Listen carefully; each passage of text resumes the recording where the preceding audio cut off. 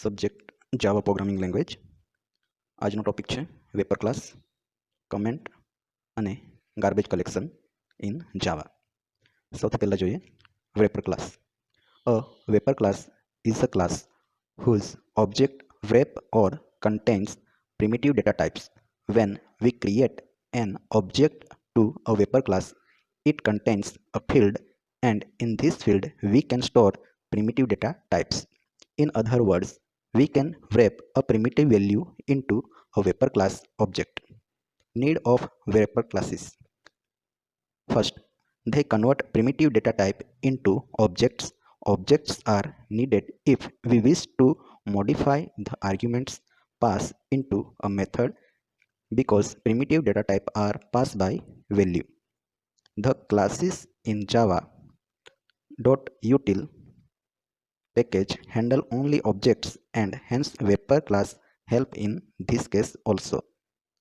Third, data structure in the collection framework such as ArrayList and vector store only objects, reference types and not primitive types. An object is need to support synchronization in multi-threading. હવે vapour ક્લાસની જરૂર શા માટે પડે છે અને vapour class જાવાની અંદર આપણે કઈ રીતે ક્રિએટ કરી શકીએ છીએ એના વિશે વિસ્તૃત માહિતી મેળવીએ. તો વેપર ક્લાસ એવા પ્રકારનો ક્લાસ છે કે જેની અંદર પ્રિમિટિવ ડેટા ટાઈપનો સમાવેશ થાય છે. તો વેપર ક્લાસની મદદથી આપણે પ્રિમિટિવ ડેટા ટાઈપને ઓબ્જેક્ટની અંદર સમાવેશ કરી શકીએ છીએ. જ્યારે પણ આપણે વેપર ક્લાસનો કોઈ એક ઓબ્જેક્ટ ક્રિએટ કરીએ છીએ ત્યારે એની અંદર એક ફિલ્ડ, એક એરિયા એવો હોય છે કે જેની અંદર આપણે પ્રિમિટિવ ડેટા ટાઈપ સેવ કરી શકીએ. બીજા શબ્દોની અંદર કહીએ તો પ્રિમિટિવ વેલ્યુ જે હોય છે એ વેપર ક્લાસના ઓબ્જેક્ટની અંદર સેવ કરવા માટે આપણને વેપર ક્લાસ ક્રિએટ કરવાની જરૂર પડે છે. હવે need of vapour classes. Convert primitive data type into object. હવે જે પ્રિમિટિવ ડેટા ટાઈપ છે, પ્રિમિટિવ ડેટા ટાઈપ ટેબલની અંદર આપણને આપેલા છે કે પ્રિમિટિવ ડેટા ટાઈપ વિશે આપણે પ્રીવિયસ લેક્ચરની અંદર પણ શીખી ગયા હતા કે primitive data type character, byte, short, integer, long, float, double, boolean. આ જે પ્રિમિટિવ ડેટા ટાઈપ છે, ટોટલ 8 પ્રકારના પ્રિમિટિવ ડેટા ટાઈપ છે. તો એ ડેટા ટાઈપને જ્યારે આપણે ઓબ્જેક્ટની અંદર કન્વર્ટ કરીએ છીએ તો એ ઓબ્જેક્ટને સમાવવા માટે આપણને વેપર ક્લાસની જરૂર પડશે. Objects are need if we wish to modify the arguments passed into method because primitive data type are passed by value. કે ઓબ્જેક્ટની મદદથી જ્યારે આપણને મેથડ પાસ કરવાની જરૂર પડે ત્યારે આપણે વેપર ક્લાસનો યુઝ કરીશું. કેમ કે જે પ્રિમિટિવ ડેટા ટાઈપ છે એની અંદર હંમેશા વેલ્યુ હશે, પણ મેથડ પાસિંગ માટે આપણને વેપર ક્લાસની જરૂર પડશે. જાવાની અંદર java.util પેકેજ જે છે એ ફક્ત ઓબ્જેક્ટનું હેન્ડલિંગ કરી છે. તો આવા કેસની અંદર પણ આપણને વેપર ક્લાસની જરૂર પડશે. કેટલાક ડેટા સ્ટ્રક્ચરની અંદર અલગ અલગ ટાઈપમાં ફ્રેમવર્ક હોય છે, જેમ કે એરેલિસ્ટ અને વેક્ટર, જે ફક્ત ઓબ્જેક્ટ સેવ કરે છે અને non primitive data type save કરે છે. તો એ કેસની અંદર પણ આપણને વેપર ક્લાસની જરૂર પડશે કે એરેલિસ્ટ અને વેક્ટરની અંદર જે ઓબ્જેક્ટ હોય છે અને નોન પ્રિમિટિવ ડેટા ટાઈપ હોય છે, તો એની જરૂર જ્યારે આપણને જાવા પ્રોગ્રામની અંદર પડશે તો એ જે ડેટા સ્ટ્રક્ચર છે એને વેપર ક્લાસની મદદથી કોઈ એક ઓબ્જેક્ટની અંદર આપણે એનો સમાવેશ કરી શકીએ છીએ. N object is need to support synchronisation in multi threading. કે જ્યારે મલ્ટી થ્રેડિંગની અંદર સિંક્રોનાઇઝેશન એટલે કે રીડ રાઇટ જેવા ઓપરેશન પરફોર્મ કરવાના હોય તો એ સમયે આપણને વેપર ક્લાસની જરૂર પડશે. હવે જાવાની અંદર એક વસ્તુ આપણે શીખી ગયા હતા કે જે બી કીવર્ડનો ફર્સ્ટ લેટર કેપિટલ હશે તો એ કીવર્ડને એઝ અ ક્લાસ તરીકે આપણે કન્સિડર કરીએ છીએ. ટેબલની અંદર આપણે જોઈ શકીએ છીએ કે પ્રિમિટિવ ડેટા ટાઈપ છે અને એના રિલેટેડ વેપર ક્લાસ જાવાની અંદર કઈ રીતે સપોર્ટ કરે છે. અહીં આપણે જોઈએ કે કેરેક્ટર જે પ્રિમિટિવ ડેટા ટાઈપ છે એનો વેપર ક્લાસ હશે કેરેક્ટર. બાઇટ જે પ્રિમિટિવ ડેટા ટાઈપ છે એનો વેપર ક્લાસ હશે બાઇટ. શોર્ટની અંદર પણ short, integer, long, float, double, Boolean. હવે વેપર ક્લાસની અંદર આપણે જોઈ શકીએ છીએ કે જેટલા બી પ્રિમિટિવ ડેટા ટાઈપ છે એના ફર્સ્ટ લેટર સ્મોલની અંદર છે. જ્યારે વેપર ક્લાસ જે છે એનું નામ પણ પ્રિમિટિવ ડેટા ટાઈપના નામ જેવું જ હશે, પણ એનું જે ફર્સ્ટ લેટર હશે એ કેપિટલ લેટર હશે. કેરેક્ટરની અંદર ફોર એક્ઝામ્પલ જોઈએ તો પ્રિમિટિવ ડેટા ટાઈપ કેરેક્ટરની અંદર જે કીવર્ડ લખેલો છે કેર, તો વેપર ક્લાસની અંદર એ જ પ્રિમિટિવ ડેટા ટાઈપને આપણે લખીએ છીએ કેરેક્ટર, તો એ આપણા માટે એઝ અ ક્લાસ કન્સિડર થશે. આગળ વધીએ, એક્ઝામ્પલ જોઈએ. એક્ઝામ્પલની અંદર સૌથી પહેલાં ઇમ્પોર્ટ java.util.array લિસ્ટ. હવે એરે લિસ્ટનો જે ઇનબિલ્ટ જાવાની અંદર ક્લાસ છે એને આપણા સોર્સ પ્રોગ્રામની અંદર આપણે ઇમ્પોર્ટ કરાવીએ છીએ. એના માટે કોઈ એક સ્પેશિયલ ક્લાસ આપણા સોર્સ પ્રોગ્રામની અંદર આપણે રાઇટ કરતા નથી, પણ જે લાઇબ્રેરી છે ત્યાંથી ઇનબિલ્ટ લાઇબ્રેરીમાંથી આપણે એરે લિસ્ટનો જે ક્લાસ છે ફર્સ્ટ લાઇનની અંદર તમે જોઈ શકો છો કે અહીં એરે લિસ્ટનો જે ક્લાસ છે એને આપણે ઇમ્પોર્ટ કરાવીએ છીએ. ક્લાસ ઓટોબોક્સિંગ નામનો એક ક્લાસ બનાવ્યો છે. એની અંદર public static void main string args. હવે કેરેક્ટર ડેટા ટાઈપ છે, ઓબ્જેક્ટ છે ch is equal to a, કે કેરેક્ટરની અંદર કોઈ એક કેપિટલ આપણે લઈશું, એનું વેરિયેબલનું આપણે નામ આપ્યું છે ch. ઓકે, આગળ વધીએ. Autoboxing primitive to character object conversion character a is equal to ch. હવે ફર્સ્ટ લાઇનની અંદર આપણે જે CHAR કેર જે લખ્યું હતું એ એક ડેટા ટાઈપ હતો, જ્યારે અહીં જે આપણે કેરેક્ટર લખ્યું છે એ વેપર ક્લાસ છે. ફર્સ્ટ આપણે લખ્યું હતું કે કેર, તો આ જે કેર આપણે લખીએ છીએ તો આ એક ડેટા ટાઈપ છે, જ્યારે અહીં જે આપણે કેર લખ્યું છે કેરેક્ટર લખ્યું છે એ વેપર ક્લાસ છે.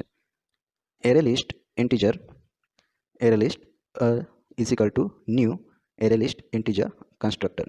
હવે એરે લિસ્ટ નામનો જે ક્લાસ છે આપણા સોર્સ પ્રોગ્રામની અંદર સોર્સ ફાઇલની અંદર કોઈ જગ્યાએ આપણે ક્રિએટ કર્યો નથી, એ આપણે બહારથી ઇમ્પોર્ટ કરાવીએ છીએ. શું કરાવીએ છીએ? ઇમ્પોર્ટ કરાવીએ છીએ. અને જ્યારે એ આપણે બહારથી ઇમ્પોર્ટ કરાવીએ છીએ તો ન્યૂ કીવર્ડનો યુઝ કરીને એરે લિસ્ટ ઇન્ટીજર નામનું આપણે કન્સ્ટ્રક્ટર ક્રિએટ કરીએ છીએ. આ જે લાઈન અહીંયા આપણે કરી છે એ શાની છે? કોન્સ્ટ્રક્ટર. શાની છે? કન્સ્ટ્રક્ટ. બરાબર. તો કન્સ્ટ્રક્ટર ક્રિએટ કરવા માટે આપણે same as a class name આપીએ છીએ. કન્સ્ટ્રક્ટર વિશે આપણે પ્રીવિયસ લેક્ચરની અંદર થોડી ઘણું ડિસ્કશન કરી ગયા કે કન્સ્ટ્રક્ટર જે હોય છે એનું નામ same as a class name હોય છે. એરે લિસ્ટ ડોટ એડ મેથડનો યુઝ કરીને એની અંદર આપણે 25 વેલ્યુ એડ કરીએ છીએ. હવે સૌથી પહેલાં આપણે જે કેરેક્ટર ઓબ્જેક્ટ છે, બરાબર, કેરેક્ટરની અંદર આપણે આપ્યું હતું એ, પણ એને આપણે એરે લિસ્ટની અંદર આપણે કન્વર્ટ કરીએ છીએ. કેરેક્ટર વેપર ક્લાસની અંદર જે વેલ્યુ આપણે ફર્સ્ટ અસાઇન કરી હતી, ફોર એક્ઝામ્પલ આપણે એ અસાઇન કર્યો હતો, તો એની જગ્યાએ અત્યારે આપણને કોઈ એક આલ્ફાબેટ નથી જોઈતો, પણ એની જગ્યાએ આપણને કોઈ ન્યુમેરિકલ વેલ્યુ જોઈએ છે. તો એરે લિસ્ટનો જે ઓબ્જેક્ટ આપણે અહીં ક્રિએટ કર્યો છે એરે લિસ્ટ ડોટ એડ 25. હવે ડોટ એડ એ મેથડ છે. શું છે? ડોટ એડ મેથડ છે, જેની અંદર આપણે પેરામીટર પાસ કરાવીએ છીએ 25. તો જે કેરેક્ટર જેની વેલ્યુ એ હશે એની જગ્યાએ આપણને આઉટપુટની અંદર જ્યારે આપણે ગેટ મેથડથી પ્રિન્ટ કરાવીશું તો આપણને મળશે 25. System dot out dot println array list dot get method જેની અંદર પાસ કરાવીએ છીએ 0, તો પણ આપણને આઉટપુટ મળશે 25. તો એક્ઝામ્પલની મદદથી આપણે ઇઝીલી સમજી શકીએ છીએ કે કોઈ એક ડેટા ટાઈપ હોય તો એ ડેટા ટાઈપની અંદર જે કન્ટેન્ટ આપણે સમાવેશ કરી શકીએ છીએ એની જગ્યાએ આપણે આખી મેથડ પાસ કરાવીએ છીએ, કાં તો એનાથી વિપરીત વેલ્યુ જ્યારે આપણે પાસ કરાવીએ છીએ કેરેક્ટરની જગ્યાએ આપણે કેરેક્ટર વેપર ક્લાસની અંદર વેલ્યુ પણ પાસ કરાવી શકીએ છીએ. આ એક્ઝામ્પલની અંદર આપણે જોયું. તો વેપર ક્લાસ શાના માટે યુઝ થાય છે? તો વેપર ક્લાસની અંદર જે ઓબ્જેક્ટ આપણે ક્રિએટ કરીએ છીએ તો એ ઓબ્જેક્ટ પ્રિમિટિવ ડેટા ટાઈપને પોતાની અંદર સમાવેશ કરી લે છે.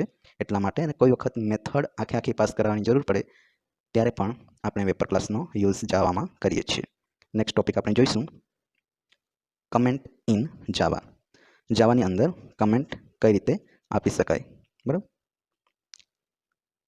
કે કમેન્ટ જ્યારે પણ આપણે કોઈ પ્રોગ્રામની અંદર આપીએ છીએ તો રન ટાઈમે એ કમેન્ટ ડિસ્પ્લે થતી નથી. તો જાવાની અંદર મેઇનલી 3 ટાઈપની કમેન્ટ અવેલેબલ છે. જોઈએ. In a program, comments take part in making the program become more human readable by placing the detail of code involved, and proper use of comment make maintenance easier and finding bugs easily. Comments are ignored by the compiler while compiling a code. Comment એ પ્રોગ્રામિંગની અંદર useful things એટલા માટે ગણવામાં આવે છે કે through comment આપણને આપણો જે સોર્સ પ્રોગ્રામ છે, કોડિંગ છે, એને રીડ કરવા માટે આપણને ઇઝી પડે. જો કોઈ પણ કમેન્ટ પ્રોગ્રામની અંદર હશે નહીં તો આપણને જે પ્રોગ્રામિંગ કર્યું છે એ કઈ થીમ પર કર્યું છે, કઈ એપ્લિકેશન માટે કર્યું છે, અને એ લાઈન કઈ મેથડને કોલ કરાવે છે, એની અંદર કેટલા પેરામીટર પાસ કરાવ્યા છે, કે કઈ જગ્યાએ આપણે ડેટાબેઝમાંથી પાથ ઇમ્પોર્ટ કરાવીએ છીએ, એ બધી વસ્તુની જાણ થાય એના માટે પ્રોગ્રામિંગની અંદર કમેન્ટ લાઈન ઇમ્પોર્ટન્ટ છે. અને જ્યારે પણ કમ્પાઇલર પ્રોગ્રામને કમ્પાઇલ કરશે ત્યારે એ કમેન્ટને ઇગ્નોર કરશે અને ફક્ત કોડ જે હશે, જે ડિફાઇન વર્ડ હશે, એ જ કોડિંગને કમ્પાઇલર થ્રુ કમ્પાઇલ કરવામાં આવશે અને કમેન્ટ લાઈન ઇગ્નોર થશે. In Java there are 3 type of comments. જાવાની અંદર 3 પ્રકારની કમેન્ટ છે: single line comment, multi line comment અને લાસ્ટ ડોક્યુમેન્ટેશન કમેન્ટ. જોઈએ single line comment. A beginner level programmer use mostly single line comment for describing the code functionality. It's the most easiest type comments. હવે જે beginner level programmer છે, એટલે કે જેઓ હાલની અંદર જ પ્રોગ્રામિંગ લેંગ્વેજ શીખી રહ્યા છે અને સાથે સાથે નાના નાના પ્રોગ્રામ, નાની નાની એપ્લિકેશન ડેવલપ કરી શકતા હોય, જેમને ફક્ત બેઝિક નોલેજ હોય, એ લેવલના જે પ્રોગ્રામર છે એ પ્રોગ્રામર સિંગલ લાઇન કમેન્ટનો યુઝ કરે છે કે તેઓ જે પ્રોગ્રામ ડેવલપ કરી રહ્યા છે, જે કોડ છે, એ કયા પ્રકારનું ફંક્શન પરફોર્મ કરશે એના માટે સિંગલ લાઇન કમેન્ટનો યુઝ કરવામાં આવે છે. અને સિંગલ લાઇન કમેન્ટ જે છે એ સૌથી સરળ કમેન્ટની એક રીત છે કે જેની મદદથી તમે સૌથી સરળ કમેન્ટ ટાઈપ કરી શકો. સિન્ટેક્સ છે :comments here. Text in this line only is considered as a comment. કે જ્યારે આપણે ડબલ ફોરવર્ડ સ્લેશ આપીશું અને એની પાછળ આપણે કંઈ પણ લખીશું તો એ લાઇનની અંદર જે બી સેન્ટેન્સ આપણે ટાઈપ કરીશું એ સેન્ટેન્સ આપણા માટે કમેન્ટ તરીકે એઝ અ કમ્પાઇલર કન્સિડર કરશે અને એને કમ્પાઇલ કરશે નહીં. ડબલ ફોરવર્ડ સ્લેશનો યુઝ કરીને આપણે સિંગલ લાઇનની કમેન્ટ આપી શકીએ છીએ. એક્ઝામ્પલની અંદર આપણે જોઈએ. Example: double forward slash Java program to show single line comments. હવે સિંગલ લાઇન કમેન્ટ્સ પહેલી જ કોડિંગ લાઇનની અંદર આપેલી છે કે આ જે જાવા પ્રોગ્રામ છે એ સિંગલ લાઇન કમેન્ટ દર્શાવે છે. ક્લાસ એસ કમેન્ટ એટલે કે single line comment.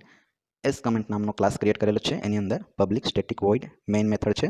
String argument, command line argument આપણે પાસ કરાવીએ છીએ. ત્યારબાદ ફરીથી forward double slash single line comment here. system.out.printlnની મેથડની મદદથી આપણે સિંગલ લાઇન કમેન્ટ અબવ એ રીતના પ્રિન્ટ કરાવીશું. તો અહીં જે આપણે બે જગ્યાએ સિંગલ લાઇન કમેન્ટ આપણે આપેલી છે, તો એ કમેન્ટ આપણે જોઈએ કે જાવા program to show single line comment, અને બીજી કમેન્ટ આપણે ક્લાસની અંદર મેઇન મેથડમાં system.out.println લાઇનની ઉપર આપેલી છે કે સિંગલ લાઇન કમેન્ટ હિયર. તો આ જે બે વસ્તુ છે એને પ્રિન્ટ કરાવશે નહીં, ફક્ત સિંગલ લાઇન કમેન્ટ હિયર આટલી લાઇન આપણને પ્રિન્ટ આઉટમાં જોવા મળશે. નેક્સ્ટ જોઈએ મલ્ટીલાઇન કમેન્ટ. સિંગલ લાઇન કમેન્ટની અંદર આપણે ડબલ ફોરવર્ડ સ્લેશનો યુઝ કરતા હતા, તો મલ્ટીલાઇન કમેન્ટની અંદર આપણે ફોરવર્ડ સ્લેશ સ્ટારનો યુઝ કરીશું. To describe a full method in code or a complex snippet, single line comments can be tedious to write since we have to give double forward slash at every line. So to overcome this, multi-line comment in multi-line comments can be used. Syntax: forward slash star comment start, નીચેની લાઇનની અંદર enter કરીને continue, enter, continue અને full stop.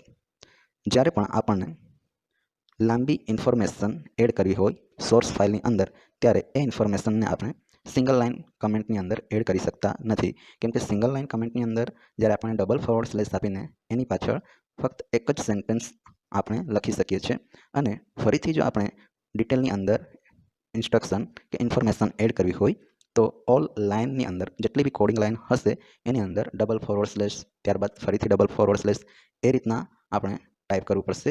તો આ જે disadvantages છે એનામાંથી બહાર આવવા માટે મલ્ટીલાઇન કમેન્ટ્સનો યુઝ જાવાની અંદર થાય છે. તો મલ્ટીલાઇન કમેન્ટનું જે સેક્શન સિન્ટેક્સ છે એ આપણને આપેલું છે કે મલ્ટીલાઇન કમેન્ટની અંદર એ સેક્શનની અંદર એક કરતાં વધારે લાઇનની અંદર તમે કમેન્ટ પાસ કરાવી શકો છો. તો એના માટે આપણે યુઝ કરીએ છીએ ફોરવર્ડ સ્લેશ સ્ટાર, અને વચ્ચે કન્ટેન્ટ હશે કે આપણે કઈ બાબત વિશે કમેન્ટ કરી રહ્યા છીએ, અને ત્યારબાદ ફૂલ સ્ટોપ. તો એ રીતના મલ્ટીલાઇન કમેન્ટ આપણે જાવાની અંદર યુઝ કરી શકીએ છીએ. ઓકે, એક્ઝામ્પલની અંદર જોઈએ. એક્ઝામ્પલ સૌથી પહેલાં છે single line comment. Java program to show multiline comment, કે આ જે જાવા પ્રોગ્રામ છે એ મલ્ટીલાઇન કમેન્ટ શો કરશે.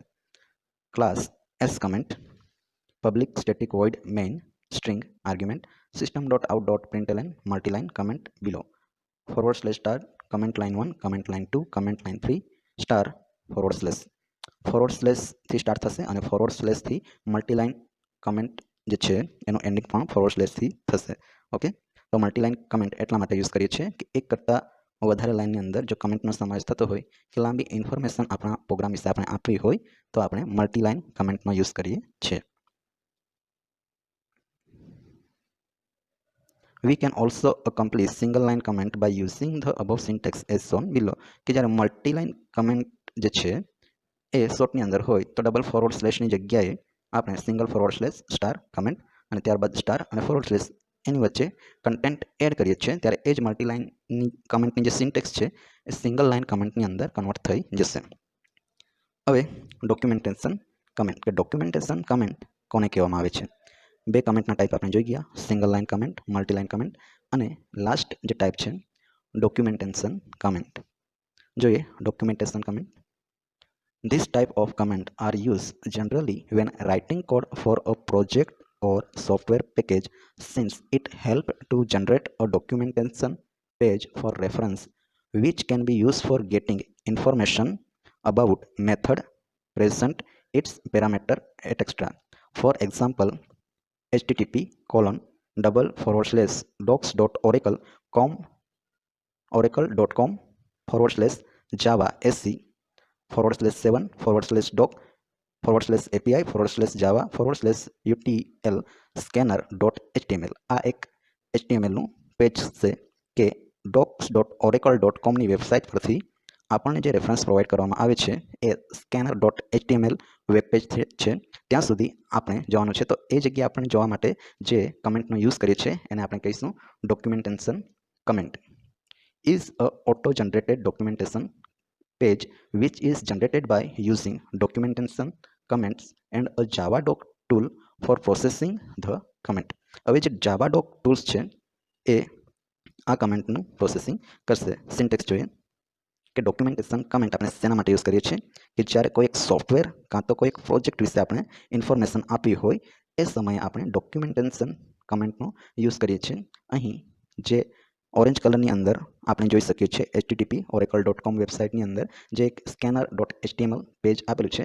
તો આ જે છે એ કોઈ એક સોફ્ટવેર કાં તો પ્રોજેક્ટ રિલેટેડ વેબ પેજ હશે કે એ વેબ પેજ પર જઈને તમે જાવા એસી એટલે કે જાવા સોફ્ટવેર એન્વાયરમેન્ટ એનું 7th વર્ઝન એની એપીઆઈ અને સ્કેનર ડોટ HTML એ જે પેજ છે એની અંદર તમને કોઈ એક સોફ્ટવેર વિશે કાં તો કોઈ એક પ્રોજેક્ટ વિશેની ઇન્ફોર્મેશન આપવામાં આવી હશે. તો જોઈએ સિન્ટેક્સ ડોક્યુમેન્ટેશન કમેન્ટ વિશે. Forward slash double star comment start star tag are used in order to specify a parameter or method or heading. HTML tags can also be used such as h1.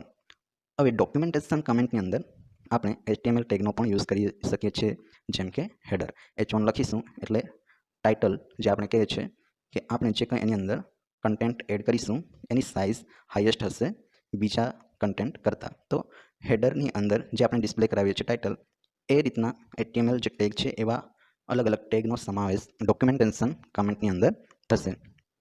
હવે comment and star forward slash, તો આ રીતનું documentation કમેન્ટનો use થાય છે જાવાની અંદર કે કોઈક software વિશે આપણે ઇન્ફોર્મેશન આપી હોય તો એ સમયે સોફ્ટવેર કાં તો પ્રોજેક્ટ વિશે જે ઇન્ફોર્મેશન આપી રહ્યા છે ત્યારે ડોક્યુમેન્ટેશન સેક્શનની અંદર આપણે HTML ટેગનો યુઝ કરીને યુઝરને ઇઝીલી આપણા સોફ્ટવેર કાં તો પ્રોજેક્ટ વિશે ઇન્ફોર્મેશન પ્રોવાઈડ કરીએ છીએ. Garbage collection. Garbage collection important topic છે, એને આપણે ડિટેલની અંદર સ્ટડી કરીશું. Garbage collection. Automatic garbage collection is the process of looking at heap memory, identifying which objects are in use and which are not, and deleting the unused objects. An in-use object or a reference object means that some part of your program still maintains a pointer to the object. An unused object or unreferenced object is no longer referenced by any part of your program, so the memory used by an unreferenced object can be reclaimed. Garbage collection એવા પ્રકારની process છે કે જે આપણને એવા object identify કરવામાં મદદ કરશે, એવા ઓબ્જેક્ટની ઓળખ કરવામાં મદદ કરશે કે જે ઓબ્જેક્ટ હાલ યુઝની અંદર છે, કાં તો એ હાલ યુઝમાં નથી અને ફ્યુચરમાં પણ એની કોઈ જરૂર પડશે નહીં. તો એવા ઓબ્જેક્ટને મેન્ટેન કરવાનું કે જે અત્યારે આપણી કોઈ એપ્લિકેશન, કોઈ પ્રોગ્રામ કે કોઈ સોફ્ટવેર એ ઓબ્જેક્ટને એઝ અ રેફરન્સ ઓબ્જેક્ટ તરીકે યુઝ કરે છે, તો એ ઓબ્જેક્ટને ગાર્બેજ કલેક્શન ડિલીટ કરશે નહીં. પણ એવા ઓબ્જેક્ટ કે જે હાલની અંદર યુઝ થતા નથી તેમજ ફ્યુચરની અંદર પણ પ્રોગ્રામને કે પછી સોફ્ટવેરને એ ઓબ્જેક્ટની જરૂર પડશે નહીં, એટલે કે અનયુઝ ઓબ્જેક્ટ હશે એને ડિલીટ કરશે અને મેમરી સ્પેસ ફ્રી કરશે. In a programming language like C, allocating and deallocating memory is a manual process. In Java, process to deallocating memory is handled automatically by the garbage collector. The basic process can be described as follow. હવે C જેવી programming લેંગ્વેજની અંદર જે garbage collection છે તો એ manually આપણે process કરવી પડશે. જ્યારે જાવાની અંદર જે મેમરીનું એલોકેશન અને ડીએલોકેશન જેવી પ્રોસેસ છે તો એ ગાર્બેજ કલેક્ટર દ્વારા ઓટોમેટિકલી હેન્ડલ કરવામાં આવશે. તો ગાર્બેજ કલેક્શન એ એક પ્રોસેસ છે કે જેની મદદથી આપણે યુઝ અને અનયુઝ ઓબ્જેક્ટનું મેન્ટેનન્સ કરી શકીએ છીએ અને જે યુઝફુલ ઓબ્જેક્ટ છે એને આપણે મેમરીની અંદર સેવ રહેવા દઈએ છીએ. જ્યારે ફ્યુચરની અંદર કે પ્રેઝન્ટની અંદર કોઈ એક ઓબ્જેક્ટ યુઝફુલ નથી તો ગાર્બેજ કલેક્ટર એને ડિલીટ કરે છે. સી જેવી પ્રોગ્રામિંગ લેંગ્વેજની અંદર મેમરીનું એલોકેશન અને ડીએલોકેશન આપણે મેન્યુઅલી કરવું પડે છે. જ્યારે જાવાની અંદર ગાર્બેજ કલેક્ટર જે હોય છે એ મેમરી માટે એલોકેશન અને ડીએલોકેશનની જે પ્રોસેસ છે, પ્રક્રિયા છે, એને ઓટોમેટિકલી કમ્પ્લીટ કરે છે. તો એ જે પ્રોસેસના સ્ટેપ છે એ આપણે ડિટેલની અંદર જોઈએ. તો સૌથી પહેલું સ્ટેપ છે માર્કિંગ. માર્કિંગ એટલે કે નોંધ કરશે. કોણ? Garbage collector. સૌથી પહેલું સ્ટેપ જોઈએ ગાર્બેજ કલેક્શનની અંદર. The first step in the process is called marking. This is where the garbage collector identify which pieces of memory are in use and which are not. હવે ફિગરની અંદર તમે જોઈ શકો છો કે પહેલા સ્ટેપની અંદર જે ગાર્બેજ કલેક્ટર છે એ આઈડેન્ટિફાઈ કરશે, માર્કિંગ કરશે. માર્કિંગ એટલે કે નોંધ લેવી. હવે જ્યારે માર્કિંગ પહેલાંની જે સ્થિતિ હશે મેમરીની, તો એ મેમરી બ્લુ કલરની અંદર દર્શાવવામાં આવે છે. આજે તમે જોઈ શકો છો બ્લુ કલરની અંદર એ માર્કિંગ પહેલાંની કન્ડિશન છે. જ્યારે માર્કિંગ પછીની જે કન્ડિશન હશે તો એ ગોલ્ડન કલરની અંદર આપણને દર્શાવવામાં આવી છે. ઓકે, તો માર્કિંગ પહેલાંની જે મેમરીની સ્થિતિ હશે એને આપણે બ્લુ કલરમાં કન્સિડર કરીએ છીએ અને માર્કિંગ પછી ગોલ્ડન કલરની અંદર એને આપણે કન્સિડર કરીએ છીએ. તો આગળ જોઈએ. પહેલું સ્ટેપ હશે માર્કિંગ કરવાનું અને માર્કિંગ કર્યા બાદ એ આપણને જણાવશે કે કયા ઓબ્જેક્ટ યુઝફુલ છે અને કયા ઓબ્જેક્ટ અનરેફરન્સ એટલે કે અનયુઝ છે. Reference object are so in blue, unreferenced objects are shown in gold. All objects are scanned in the marking place phase to make this determination. This can be very time consuming process if all objects in a system must be scanned. હવે આ જે માર્કિંગની જે process છે એ time consuming process એટલા માટે કહેવામાં આવે છે કે સિસ્ટમની અંદર જેટલા બી ઓબ્જેક્ટ હશે એ બધે બધા ઓબ્જેક્ટને સ્કેન કરશે અને એ ઓબ્જેક્ટમાંથી એ ડિફાઇન કરશે કે કયો ઓબ્જેક્ટ રેફરન્સ ધરાવે છે, એટલે કે કોઈ એક પ્રોગ્રામ કે સોફ્ટવેરના સંદર્ભની અંદર એ ઓબ્જેક્ટ હાલ યુઝ થઈ રહ્યો છે એના માટે રેફરન્સ ઓબ્જેક્ટને અલગ કરશે અને જે બી રેફરન્સ ઓબ્જેક્ટ હશે તો એ બ્લુ કલરની અંદર શો થશે. રેફરન્સ ઓબ્જેક્ટ હંમેશા બ્લુ કલરની અંદર શો થશે, એટલે કે જે યુઝફુલ ઓબ્જેક્ટ છે એ બ્લુ કલરની અંદર હશે. આપણે અહીંયા જોઈ શકીએ છીએ ફિગરની અંદર કે અ લાઈવ ઓબ્જેક્ટ એટલે જે અત્યારે જીવંત છે એવા ઓબ્જેક્ટ અને અનરેફરન્સ ઓબ્જેક્ટ કે જેને યુઝફુલ નથી.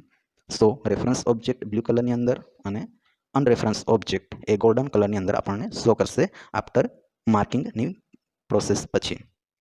હવે ગાર્બેજ કલેક્ટર માર્કિંગ કરશે એના બાદ બીજા નંબરનું સ્ટેપ હશે નોર્મલ ડિલેશન. સામાન્ય ડિલેશન એટલે જે બી અનરેફરન્સ ઓબ્જેક્ટ છે એને ડિલીટ કરશે અને મેમરીની અંદર સ્પેસ ફ્રી કરશે. Normal deletion remove unreferenced object, leaving reference objects and pointer to free space. હવે નોર્મલ ડિલેશનની જે સ્ટેપ છે એ સ્ટેપની અંદર જે અનરેફરન્સ ઓબ્જેક્ટ છે અહીં આપણે જોઈ શકીએ છીએ અનરેફરન્સ ઓબ્જેક્ટ જે ગોલ્ડન કલરની અંદર હતા એ બધા ઓબ્જેક્ટ આ જે સ્પેસ તમે જોઈ શકો છો એ સ્પેસ પરથી રિમૂવ થઈ ગયા છે અને જે રેફરન્સ ઓબ્જેક્ટ છે એ ગાર્બેજ કલેક્ટર લીવ કરશે અને છોડી દેશે એને રહેવા દેશે પણ જે અનરેફરન્સ ઓબ્જેક્ટ છે એને ડિલીટ કરશે તો આફ્ટર નોર્મલ ડિલેશનની જે સ્થિતિ છે તે અહીં આપણે જોઈ શકીએ છીએ memory allocator hold a list of reference to free space and search for free space whenever an allocation is required. હવે એક ગાર્બેજ કલેક્ટર હશે અને બીજું હશે મેમરી એલોકેટર. તો મેમરી એલોકેટર જે હશે એ મેમરીની અંદર કઈ કઈ જગ્યાએ ફ્રી સ્પેસ છે એને સર્ચ કરશે અને જ્યારે એને ફ્રી સ્પેસ મળી જશે અને જ્યારે એલોકેશનની જરૂર પડશે કે નવા જે ઓબ્જેક્ટ છે એને સ્પેસ આપવાની જરૂર પડશે તો એના માટે સ્પેસનું એલોકેશન પણ મેમરી એલોકેટર કરશે. The memory allocator hold reference to blocks to free space where new object can be allocated. Memory allocator શું કરશે કે જેટલા બી રેફરન્સ એટલે કે યુઝફુલ ઓબ્જેક્ટ છે સંદર્ભવાળા ઓબ્જેક્ટ તો એના માટે જગ્યા રાખશે અને જે ફ્રી સ્પેસ બચી છે એ નવા ઓબ્જેક્ટને નવા જે યુઝફુલ ઓબ્જેક્ટ છે પ્રેઝન્ટની અંદર યુઝ થઈ રહ્યા છે એવા ઓબ્જેક્ટને એ ખાલી થયેલી જગ્યા પર સ્પેસ આપશે મેમરી એલોકેટર. જોઈએ ડિલેશન વિથ કમ્પેટિંગ. પહેલાં આપણે જોયું કે નોર્મલ ડિલેશન જેની અંદર જે અનરેફરન્સ ઓબ્જેક્ટ છે એને ગાર્બેજ કલેક્ટર રિમૂવ કરશે અને જે યુઝફુલ ઓબ્જેક્ટ છે એને સેવ કરશે પણ વચ્ચે જે સ્પેસ રહે છે એને કમ્પેક્ટ કરવી એને વધારવી અને જે યુઝફુલ ઓબ્જેક્ટ છે ઓલ્ડ યુઝફુલ ઓબ્જેક્ટ છે એ બધાને એકી સાથે એટલે કે કોમ્પેક્ટ રીતે ગોઠવવા અને ડિલેશનની પ્રોસેસ એ આપણે ત્રીજા સ્ટેપની અંદર જોઈએ. Deletion with competing. To further information performs in addition to deleting on reference object, you can also compact the remaining reference object by moving reference object together. This makes new memory allocation much easier and faster. Example તરીકે આપણે લઈએ કે જ્યારે આપણે કોઈ ક્લાસની અંદર enter થઈએ છીએ તો પહેલી બેન્ચ પરથી આપણે બેસવાની શરૂઆત કરીએ તો એ રીતના જો આપણે શરૂઆત કરીશું તો આપણા પછી જે સ્ટુડન્ટ એન્ટર થાય છે ક્લાસની અંદર તો લાસ્ટમાં એમને બેસવા માટે ઇઝી પડશે. એ જ રીતના કે જ્યારે પણ ડિલેશન કરવામાં આવે છે નોર્મલ ડિલેશન તો મેમરીની અંદર સ્પેસ બચે છે ફ્રેગમેન્ટેશન જેવું ભાગલા પડી જાય છે તો એ ભાગલાના નિવારણ માટે એને અલગ અલગ જે યુઝફુલ ઓબ્જેક્ટ આપણે સેવ કરેલા છે એની જગ્યાએ બધા યુઝફુલ ઓબ્જેક્ટને આપણે સિક્વન્સની અંદર મેમરીમાં જો ગોઠવીએ તો રિમેનિંગ જે સ્પેસ છે બાકીની જે મેમરીની અંદર જગ્યા છે એની અંદર નવા આવતા ઓબ્જેક્ટ માટે સ્પેસ ફાળવવી સ્પેસનું એલોકેશન એ આપણા માટે ઇઝી રહેશે. આફ્ટર નોર્મલ ડિલેશન વિથ કોમ્પેક્ટિંગ કે નોર્મલ ડિલેશન થઈ જશે કે જે અનરેફરન્સ ઓબ્જેક્ટ છે એ ડિલેટ થઈ ગયા બાદ આપણે કોમ્પેક્ટિંગની પ્રોસેસ કરીશું કે જેટલા યુઝફુલ ઓબ્જેક્ટ છે એને કોઈ એક નિશ્ચિત ખૂણાની અંદર આપણે એને ખસેડી દઈએ છીએ. Memory allocator hold the reference to the beginning of free space and allocate memory sequentially then on. હવે મેમરી એલોકેટર જે નવા ઓબ્જેક્ટ આવે છે એના માટે શું કરશે કે જે ફ્રી સ્પેસ છે જે જગ્યા ખાલી છે એની અંદર ઇઝીલી નવા આવેલા ઓબ્જેક્ટનું એલોકેશન કરી શકશે કેમ કે જે યુઝફુલ ઓબ્જેક્ટ છે એને આપણે સિક્વન્સની અંદર વ્યવસ્થિત ગોઠવી દીધા છે કોઈ એક ફિક્સ લોકેશન પર. હવે જોઈએ ગાર્બેજ કલેક્શનના અલગ અલગ પાર્ટ કે ગાર્બેજ કલેક્શનની generation. Why generation garbage collection. હવે as stated earlier, having to make and compact all the objects in JVM is inefficient. As more and more objects are allocated, the list of objects grows and grows, leading to longer and longer garbage collection time. However, empirical analysis of application has shown the most objects are short-lived. Here is an example of such data. The y-axis shows the number of bytes allocated and the x-axis shows the number of bytes allocated over time. Minor collection major collection આપણને ગ્રાફની અંદર show કરેલું છે. અહીં જે x અક્ષ છે એ અહીં દર્શાવવામાં આવ્યો છે અને વાય અક્ષ જે છે એ લેફ્ટ સાઈડે આપણને દર્શાવવામાં આવેલ છે. અહીં આપણે જોઈશું વાય અક્ષ. ઓકે, તો આપણે જોઈ શકીએ છીએ કે જે માઇનર કલેક્શન છે એની અંદર જ્યારે ઓબ્જેક્ટનું જે માઇનર કલેક્શન એટલે કે એની જે લાઈફ હશે એ ટૂંકી હશે તો એની જે વેલ્યુ હશે એ હાયર હશે અને જો લાઈફ મેજર કલેક્શન તો એની અંદર ઓબ્જેક્ટની જે લાઈફ ઓબ્જેક્ટ જો વધારે સમય માટે ગાર્બેજ કલેક્શનની અંદર હશે તો એમાં વેલ્યુ સેવ કરવાના ચાન્સીસ બહુ ઓછા હશે. હવે જે રાઈટ સાઈડે આપણને દેખાય છે એ મેજર કલેક્શન અને લેફ્ટ સાઈડે માઇનર કલેક્શન. તો માઇનર કલેક્શનની અંદર બ્લુ કલરની અંદર તમે જોઈ શકો છો કે જે બી ઓબ્જેક્ટ વધારે સમય માટે ગાર્બેજ કલેક્ટરની અંદર રહેશે તો એ નવા આવેલા ઓબ્જેક્ટ માટેની જે વેલ્યુ છે એને સેવ કરવાના જે ચાન્સીસ છે એ બહુ ઓછા હશે. જોઈએ ડિટેલમાં જેવીએમ જનરેશન. ગાર્બેજ કલેક્શનની અંદર અલગ અલગ જનરેશન એટલે કે અલગ અલગ પાર્ટ પડે છે. યંગ જનરેશન હોઈ શકે છે, ઓલ્ડ જનરેશન હોઈ શકે છે અને permanent generation. The information learned from the object allocation behavior can be used to enhance the performance of the JVM. Therefore, the heap is broken up into smaller part or generation. The heap part are young generation, old or tenure generation and permanent generation. હવે heap જે છે એટલે કે memory, તો એ memory 3 અલગ અલગ જનરેશનની અંદર divide થયેલી હશે જેવીએમની અંદર. યંગ જનરેશન, ઓલ્ડ જનરેશન અને permanent generation. Young generation. The young generation is where all new objects are allocated and age. When the young generation fill up this cases a minor garbage collector. Minor collection can be optimized assuming a high object mortality rate. A young generation full of dead object is collected very quickly. Some surviving objects are aged and eventually more to the old generation. હવે નામ પરથી આપણે સમજી શકીએ છીએ કે young generation એટલે એવો પાર્ટ હશે કે જેની અંદર નવા આવેલા ઓબ્જેક્ટને એલોકેટ કરવામાં આવશે. અને જ્યારે માઇનર કલેક્શન જે હશે યંગ જનરેશનની અંદર એ વધારે હશે તો એની જે મોર્ટાલિટી રેટ છે, એની જે સેફિંગ રેટ છે એ હાઈએસ્ટ હશે. Stop the word event. All minor garbage collection are stop the word event. This means that all application thread are stopped until the operation complete. Minor garbage collection are always stop the word event. હવે stop the word event આ શબ્દનો meaning garbage કલેક્શનના રિલેટેડની અંદર કઈ રીતે થશે કે જેટલી બી software application છે એના જે થ્રેડ છે, એના જે પાથ છે એ ટોટલી સ્ટોપ થઈ જશે, બંધ થઈ જશે કે જ્યાં સુધી માઇનર ગાર્બેજ જે કલેક્શન હોય છે એ હંમેશા એ રીતના કરશે કે જેટલા બી સોફ્ટવેરના પાથ હીપ જોડે કનેક્ટેડ હશે એને સ્ટોપ કરશે અને નવા આવેલા ઓબ્જેક્ટ માટે એ સ્પેસ એલોકેશન કરશે. Old generation. The old generation is used to store long surviving object. Typically, a threshold is set for your young generation object, and when the age is met, the object gets moved to the old generation. Eventually, the old generation need to be collected. This event is called major garbage collection. હવે old જનરેશનની અંદર શું હશે કે એવા પ્રકારના ઓબ્જેક્ટનું collection હશે કે જે ઓબ્જેક્ટ ઘણા લાંબા સમયથી હીપની અંદર સેવ હોય. તો જે યંગ જનરેશનના ઓબ્જેક્ટ છે અમુક ટાઈમ પિરિયડ બાદ, અમુક સમય વટાવ્યા બાદ કે અમુક વય મર્યાદા બાદ એ ઓટોમેટિકલી ઓલ્ડ જનરેશનની અંદર કન્વર્ટ થઈ જશે. અને આ જે પ્રોસેસ છે એને ગાર્બેજ કલેક્શનની અંદર આપણે કહીએ છીએ મેજર ગાર્બેજ કલેક્શન. તો ડિટેલની અંદર આપણે ગાર્બેજ કલેક્શન વિશે શીખી ગયા.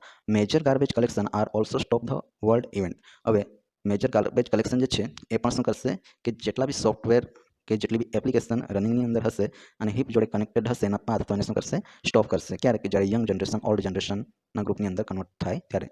Often a major collection is much slower because it involves all live objects. So for responsive application, major garbage collection should be minimized. Also note that the length of the stop the world event for a major garbage collection is affected by the kind of garbage collector that is used for the old generation space. હવે major garbage collection જે છે એ પણ જેટલા બી software કે application connected હશે એને stop કરશે. અને મેજર ગાર્બેજ કલેક્શન એ લાઈવ ઓબ્જેક્ટને સમાવેશ કરે છે, એના માટે એ સ્લોવર છે, એ ધીરેથી વર્ક કરશે અને એપ્લિકેશનને જે રિસ્પોન્સ આપવાનો છે એની અંદર મિનિમાઇઝેશન લાવશે એટલે કે ઘટાડો કરશે. અને સ્ટોપ વર્ડની જે ઇવેન્ટ છે એટલે કે સોફ્ટવેર કે એપ્લિકેશનના જે થ્રેડ છે એને સ્ટોપ જે કરે છે એ ગાર્બેજ કલેક્ટર પોતે ઓલ્ડ જનરેશન માટે સ્પેસ જનરેટ કરશે. લાસ્ટની અંદર જોઈ લઈએ last group permanent generation. Contain metadata required by the JVM to describe the classes and method used in the application. The permanent generation is populated by the JVM at runtime based on classes in use by the application. In addition, Java SE library classes and method may be stored here. હવે permanent જનરેશનની અંદર જે group હોય છે garbage કલેક્ટરમાં તો એની અંદર કયા પ્રકારના data હશે. તો પરમાનન્ટ જનરેશનની અંદર ક્લાસ અને મેથડ જે એપ્લિકેશનની અંદર યુઝ થાય છે એનો સમાવેશ પરમનન્ટ જનરેશનની અંદર હશે. ગાર્બેજ કલેક્ટરની અંદર મોસ્ટ ઓફલી જાવા એસસી એટલે કે જાવા સોફ્ટવેર એન્વાયરમેન્ટના જે લાઇબ્રેરી અને ક્લાસીસ છે અને મેથડ છે એ પરમનન્ટ જનરેશનની જે જગ્યા છે એ જગ્યાએ સેવ થશે. Classes may get collected uploaded if the JVM find they are not longer needed and space may be needed for other classes. The permanent generation is included in full garbage collection.